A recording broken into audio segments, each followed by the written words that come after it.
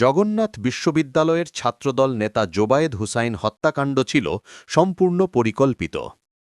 এই হত্যাকাণ্ডের মূল পরিকল্পনাকারী ছিলেন নিহত জোবায়েদের ছাত্রী বর্ষা এবং তার দীর্ঘদিনের প্রেমিক মাহির রহমান।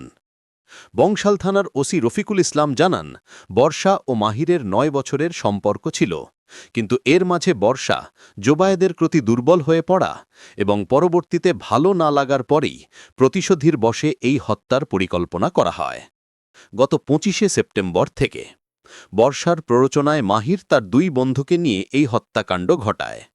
হত্যার দিন নতুন ২টি সুইচ গিয়ার ব্যবহার করা হয়। মাহির এলোপাথারি ছুরি চালায় এবং বর্ষাই তাকে হত্যার নির্দেশ দেয়। প্রাথমিকভাবে বর্ষা অস্বীকার করলেও মাহির ও বর্ষাকে মুখোমুখি করার পর সকল সত্যতা জানায়।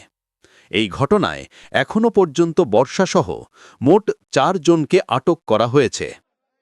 নিহত জোবায়েদ জবির পরিসংখ্যান বিভাগের শিক্ষার্থী হওয়ার পাশাপাশি কুমিল্লা জেলা ছাত্র কল্যাণের সভাপতি ও শাখা ছাত্রদলের আহ্বায়ক সদস্য হিসাবে দায়িত্ব পালন করতেন। গত রোববার বিকাল ৪:৪৫ পুরান ঢাকার আরমানিটোলায় ছাত্রী বর্ষার বাসার ৩ তলায় ওঠার সিঁড়িতেই তিনি খুন হন। এই নৃশংসতার প্রতিবাদে শিক্ষার্থীরা বংশাল থানার সামনে বিক্ষোভ ও তাঁতিবাজার মোড় অবরোধ করে।